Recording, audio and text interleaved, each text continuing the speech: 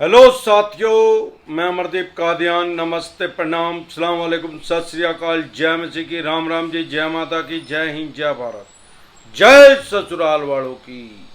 साथियों, आपका स्वागत है डिसेंट फैमिली में। साथियों, आज हम बात करेंगे कर्ज के जाल से निकलने की निंजा टेक्निक। किस तरीके से आप कर्ज के जाल से निकल सकते हैं। कर्ज के जाल में फंसने का सबसे बड़ा कारण क्या है, सबसे पहले ये समझेंगे। खास तौर पे जो मीडियम फैमिली है, मध्यम वर्गीय परिवार के आदमी है, वो कर्ज के जाल में फंसते कैसे हैं। आराम आराम से फंसते चले जाते हैं। जब तक उनको पता लगता है तब तक बहुत देर हो चुकी होती है। सबसे पहले वो कोई पर्सनल या बिजनेस लोन लेते हैं अपनी किसी जरूरत के लिए, नीड के लिए। अब वो किसी कारण से, अगर बिजनेस व्यापार काम धंधा कम हो गया है, या कोई सैलरीड पर्सन है, घर में कोई सुख दुख हो गया, हारी बीमारी होगी, कोई ब्याह शादी मैरिज कुछ आ गई, तो उसका कुछ एक्स्ट्रा पैसा खर्च हो गया, तो वो पैसा टाइमली दिया नहीं गया, तो वो उससे बचने के लिए क्या करते हैं, एक और लोन ले लेते हैं। अब दो लोन हो गए, भगवान ना करे किसी कारण से। तो ये बहुत सी जगह आपने देखे होंगे, हॉस्पिटलों में या क्लबों में या शॉपिंग मॉल में कनोपी लगा के बैंक वाले क्रेडिट कार्ड लोगों को देते हैं, ऑफर करते हैं। और अब तो आरबीआई ने एनबीएफसी कंपनी को भी क्रेडिट कार्ड बनाने की पावर दे दी है। अब ये लोगों को अपने जाल में, ट्रैप में फंसा लेते हैं, और वो जो कर्ज में फंसा हुआ आदमी है वो उसको ये समझाते हैं कि भैया आप क्रेडिट कार्ड ले लो, आपको हवाई अड्डे पे ये फ्री मिलेगा, लॉन्च फ्री मिलेगा, वहां पे खाना फ्री मिलेगा। अरे हमारे देश में यार कितने आदमी हैं, कितने परसेंट आदमी हैं जो हवाई जहाज में यात्रा करते हैं। 10,000 में से एक आदमी हवाई जहाज में यात्रा करता है। और जो कॉमन मैन है, आम आदमी है, जो जिंदगी में एक ही बार करता है शायद, अगर जब वो यात्रा कर लेता है हवाई जहाज में, तो उसको टिकट को, जिसको बोर्डिंग पास बोलते हैं, उसको संभाल के रखता है। साल बाद भी कोई घर आए तो अपने बच्चे को कहता है, जा बेटा वो अपनी मम्मी को बोल, वो बोर्डिंग पास, वो टिकट लेके आओ हवाई जहाज की, जो हम लास्ट ईयर गए थे, उसको दिखाता है। तो साथियों, कितने आदमी हैं जो लोन यूज करते हैं। भाई किसी के पास पैसा है एयरपोर्ट पे जाने का, प्लेन में उड़ने का, तो उसके पास रोटी खाने के भी तो पैसे होंगे यार। वो घर से भूखा ही जाएगा क्या भाई, मैं आए एयरपोर्ट पे जाके लॉन्च में।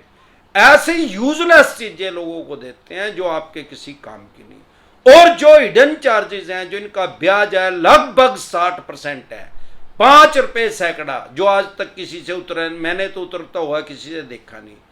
भाई जब आप इनका पैसा खर्च देते हैं तो एक बिल जनरेट करते हैं, उसमें मिनिमम के अमाउंट के नाम पे ये आपसे ब्याज लेते हैं, इंटरेस्ट लेते हैं। क्यों पढ़े लिखे आदमियों को मूर्ख बनाया जा रहा है?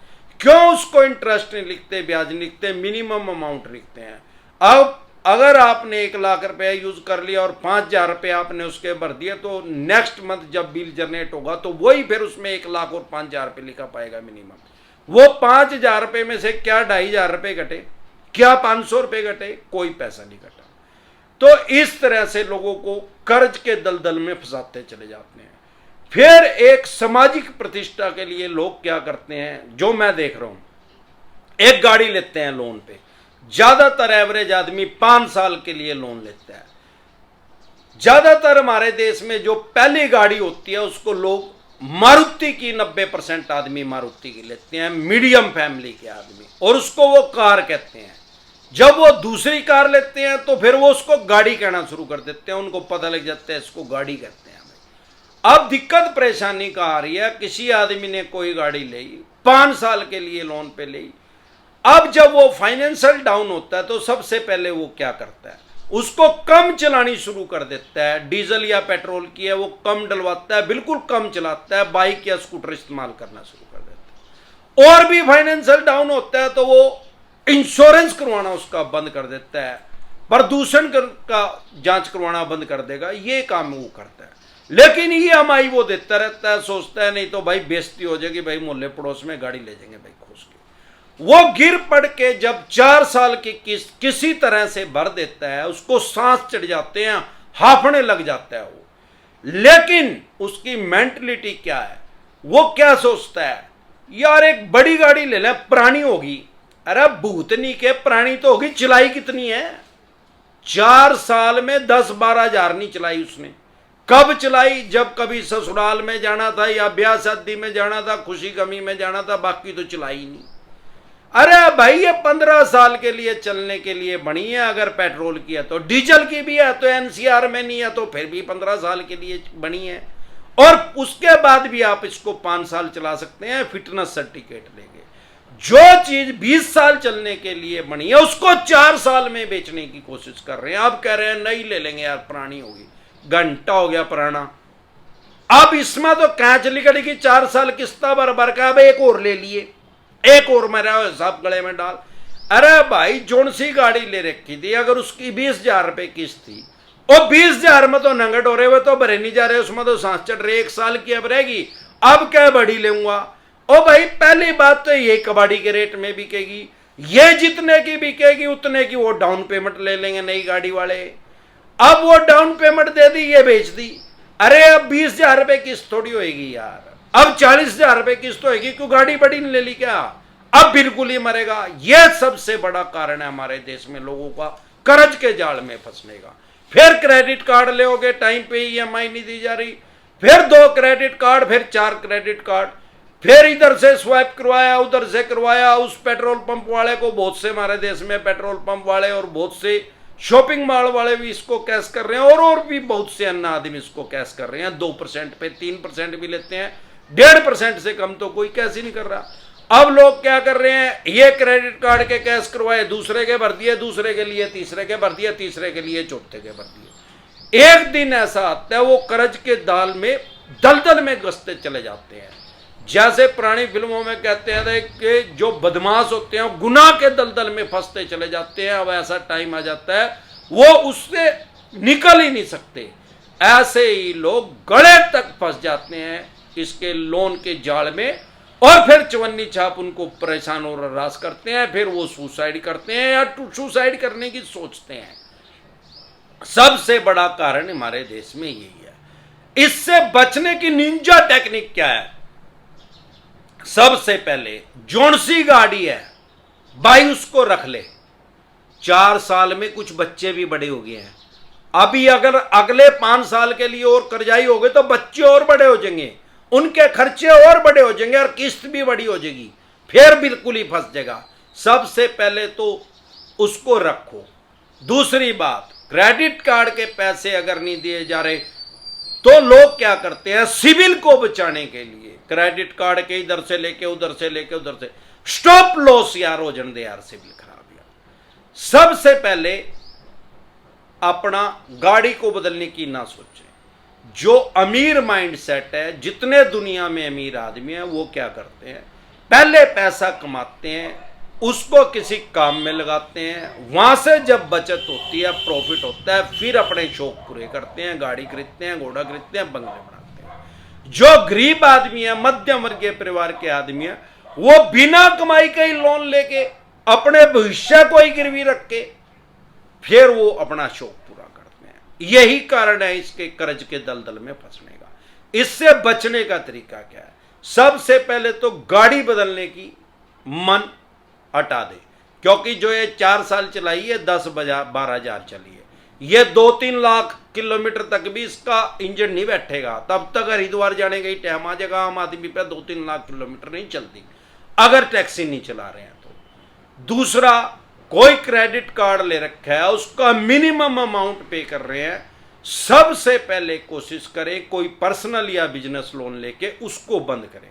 कोई पर्सनल या बिजनेस लोन 15-16% पे मैक्सिमम आपको मिल जाएगा, 20% पे मिल जाएगा, ये आपसे 60% ले रहे हैं, उसको हटा दें। अब जो वो पैसा मिनिमम अमाउंट के नाम से भर रहे थे वो अब ईएमआई के तौर पे जाना शुरू हो जाएगा। फॉर एग्जाम्पल, अगर आपने 10 लाख रुपए के क्रेडिट कार्ड यूज कर रखे हैं तो मिनिमम अमाउंट के नाम पे आप 50,000 रुपए भर रहे हैं। किसी बैंक या एनबीएफसी कंपनी से 10 लाख रुपए का पर्सनल या बिजनेस लोन लेंगे तो 2 साल की अगर आप ईएमआई बनवाएंगे तो मुश्किल से 50-55 हजार रुपये आपकी ईएमआई बनेगी। तो अब क्या हुआ, अभी जो मिनिमम अमाउंट के नाम पे आपके 50,000 रुपये जा रहे थे, अब वो ईएमआई में जा रहे हैं, मूल भी जा रहा है, ब्याज भी जा रहा है, प्रिंसिपल भी जा रहा है, इंटरेस्ट भी जा रहा है। अगले 2 साल में वो लोन खत्म हो जाएगा। अब देखें कि इसके अलावा कौन सा लोन ऐसा है जिसका रेट ऑफ इंटरेस्ट हाई है, फिर उसको भरना शुरू कर दें। अभी अपना ज्यादा खर्चा ना करें, खर्चे को एक मैनेज करके उसको रोक के और इनका पैसा देना शुरू करें। ऐसे करके अगले 3 या 4 साल में आप डेब्ट फ्री हो जाएंगे, कर्ज से आपकी मुक्ति हो जाएगी। नहीं तो आप इसी कर्ज के जाल में फंसे रहेंगे। अगर फिर भी चवन्नी छापों से डर लग रहा है, अपने राइट्स नहीं पता है, अपने अधिकार नहीं पता है, पैसा भरा ही नहीं जा रहा है, किसी भी तरह से नहीं मिल रहा है, सिविल खराब हो रहा है, तो भी डरे घबराए नहीं। ऐसे किसी भी बैंक या एनबीएफसी कंपनी के पास कोई राइट्स, कोई अधिकार नहीं है कि आपकी सामाजिक प्रतिष्ठा को खराब करे, आपके साथ गाली गलौज करे, अब कोई चवन्नी छाप आपके घर आके चिल्ला चिल्ली करे, आपके ड्राइंग रूम में बैठ जाए, आपके मकान, दुकान, फैक्ट्री, कारखाने में आके बकवास करे। अगर आपको अपने राइट्स पता है तो ये कुछ नहीं कर सकते, क्योंकि इनके ऊपर एक आरबीआई की मास्टर गाइडलाइंस लागू है जिसको ये कभी फॉलो नहीं करते। आप इनके खिलाफ 499-500 में इनके खिलाफ केस दायर कर सकते हैं, जिसमें इनको सजा का प्रावधान है, क्रिमिनल है।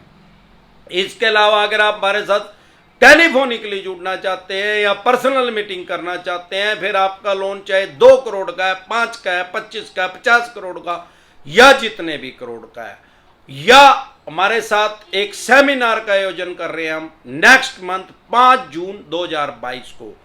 अगले महीने 5 जून को संडे के दिन, इतवार के दिन एक सेमिनार का आयोजन किया जा रहा है टीडीआई क्लब कुंडली में, जो कि कुंडली बॉर्डर कहते हैं जिसको, हरियाणा का और दिल्ली का बॉर्डर है, वहां पे टीडीआई के नाम से एक क्लब है, वहां पे सेमिनार का आयोजन किया जा रहा है। अगर आप उस सेमिनार को अटेंड करना चाहते हैं, आपकी लोन से रिलेटेड कोई भी प्रॉब्लम है, उसको लाइव में आप सलाह लेना चाहते हैं, हमसे डिटेल में समझना चाहते हैं, तो आप हमारे सेमिनार को अटेंड कर सकते हैं। उसका क्या प्रोसेस है, आपकी स्क्रीन पे कमेंट बॉक्स के अंदर नंबर आया हुआ है 9306347314। इस नंबर को सेव करके व्हाट्सएप मैसेज करें, तुरंत प्रभाव से रिप्लाई आएगा कि कैसे आप हमारे साथ टेलीफोनिकली जुड़ सकते हैं या पर्सनल मीटिंग कर सकते हैं।